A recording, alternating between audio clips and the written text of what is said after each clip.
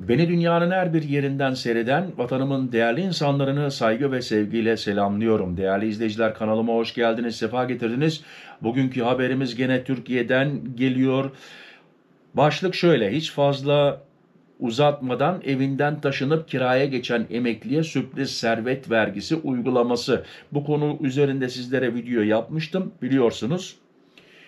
Evini kiraya veren, dairesini kiraya veren, senede 33.000 TL'den fazla kira miktarı alan vergi vermesi mecbur diye size bir haber yaptım. Hatta kirada oturan kiracılar da kirada oturduğunu beyan etmesi lazım ve ne kadar kira ödediğini bildirmesi lazım diye size video yaptım, hazırladım. Bu videonun üzerine veyahut da altına çok yorumlar geldi. Hatta dün tekrar yoğun yorumlar geldi. Onlara cevap veremedim. Müsaade ederseniz bakın, konumuz gene aynı ama daha yan bilgileri var. Sizler için çok değerli olabilir ve bu bilgilerden sonra da sizin sorularınıza geri dönüp onları da beraber cevaplayacağız. Değerli izleyiciler, o bilgileri de size vereceğim ve sizler de bu konuda herhangi bir şey yaşadıysanız yorumlarda bana yazarsanız hem ben sevinirim hem de abonelerimiz sevinir, onlar da öğrenmiş olur. Son dönemde artan konut aidatları vatandaşların belini bükmeye devam ediyor. Düşük gelir elde eden emekliler ise evlerini kiraya vererek daha ucuz evlere geçiyor. Ancak bu yöntemi uygulayan emeklilere vergi yolu açılırken, Büro İş Sendikası Genel Başkanı Hamza Çepi, bir nevi servet vergisi sadece emekliye, dar gelirliye uygulanmış oluyor dedi. Son dönemde aldıkları düşük gelirlerle geçinmeye çalışan emekliler bu kez de aidat kriziyle karşı karşıya. Cumhuriyet'ten Mustafa Çakır'ın haberine göre, Birleşik Kamu İşe Bağlı Büro İş Sendikası Genel Başkanı Alay Hamza Çepi, apartman ve site aidatlarının özel güvenlik görevlisi, site görevlisi, bakım onarım, ısıtma, aydınlatma vesaire giderlerden oluştuğuna dikkat çekti. Servet vergisi sadece emekliye uygulanmış oluyor. Değerli izleyiciler, şimdi detaylı bu konuya bakalım. Bütün detaylara bakalım. Bu giderlerdeki artış oranlarının emekli aylık artış oranlarından daha fazla olduğuna işaret eden Hamza Çepi sözlerini şöyle sürdürdü. Asgari ücret veya açlık sınırının altında emekli aylıkları ile geçinmeye çalışan emekliler, zamanında dişinden tırnağından kısıp almış olduğu veya atadan miras kalan evinde ağız tadıyla oturamaz hale geldi. Bu durumda olan yurttaş, oturduğu evi satıp veya kiraya verip aidatları daha düşük olan başka semtlerde kiraya çıkmaya ya da ev almaya başladı. Ancak yüksek kira alıp düşük kira ödeyince bu kez de gelir vergisi yasasına göre vergi doğuyor. 5 yıl içinde alım-satım durumunda değer artış kazancı yönünden vergi çıkma durumu var. Hiç vergi çıkmaması durumunda bile beyanname vermek gerektiğinden 672 lira 40 kuruş damga vergisi ödenmek zorunda. Değerli izleyiciler, inşallah burasını anladınız.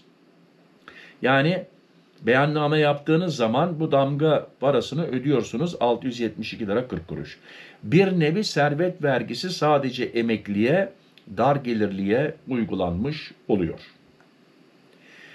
Emekli yağmurdan kaçarken doluya tutuldu. Bu durumda olan yurttaşların geçinemediği, yüksek aidatları ödeyemediği için anılarının olduğu evinden istemeyerek de olsa ayrılmak zorunda kaldıklarına işaret eden Hamza Çepi, yoksa gelir elde etmek için bu evlerden taşınmıyorlar dedi.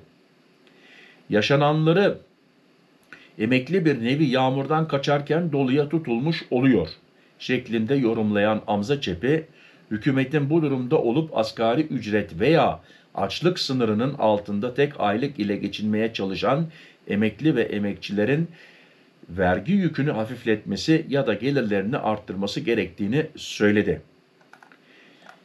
Değerli izleyiciler, bu konu gerçekten çok ciddi bir konu. Hepimizi düşündüren bir konu. Videoya başlamadan evvel size söyledim. Çok yorumlar geldi, sorular geldi. Teşekkür ederim.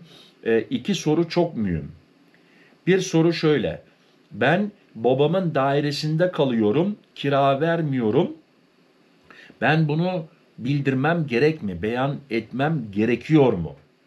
Şimdi bundan evvelki haberimde de sizi haberdar etmiştim. Mecbursunuz değerli izleyiciler. Kira vermiyorsanız da beyan etmeniz mecbursunuz. Söylemeniz gerekiyor, beyan etmeniz gerekiyor ve biraz evvel duyduk. Burada tekrar yazıyor. Yalnız beyan ettiğiniz için o 672 lira 40 kuruşu damga parası ödeyeceksiniz ve oraya o not alınacak. Şimdi bu konuya gelince hiç fark etmiyor. Babanızın evinizde mi kalıyorsunuz?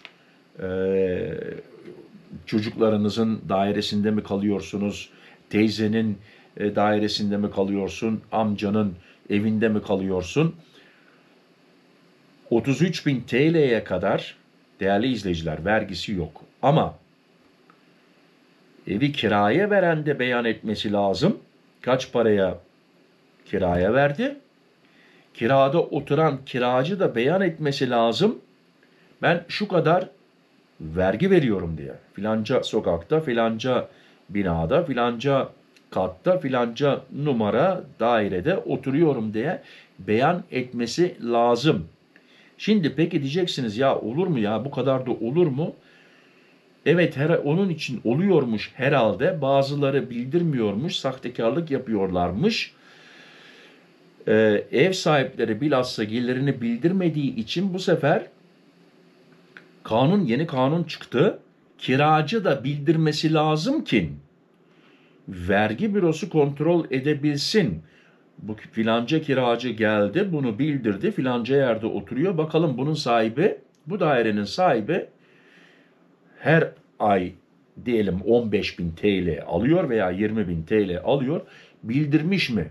Bunu kontrol etmek için.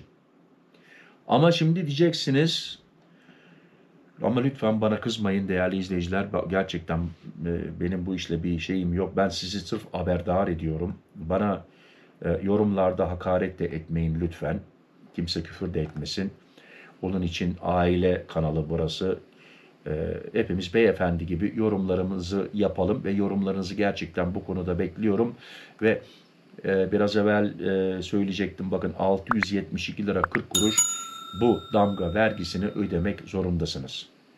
Bu mecbur. Bu damga vergisi mecbur. İster kiracı olun, ister ev sahibi olun. Şimdi haberimi daha fazla uzatmak istemiyorum. Burada bitirelim değerli izleyiciler. Sizlerin sorularınız varsa veyahut da bir şey yaşadıysanız bu konuda, vergi dairesinden haber geldiyse, iyi bir haberiniz varsa, kötü bir haberiniz varsa yorumlar açık. Yalnız hakaret etmeden, küfür etmeden lütfen yorumlarınızı bekliyorum değerli izleyiciler. Beni izlediğiniz için teşekkür ederim. Kendinize dikkat edin, sıhhatinize dikkat edin. Sıhhatli kalın, benimle kalın. Hoşça kalın. Murat.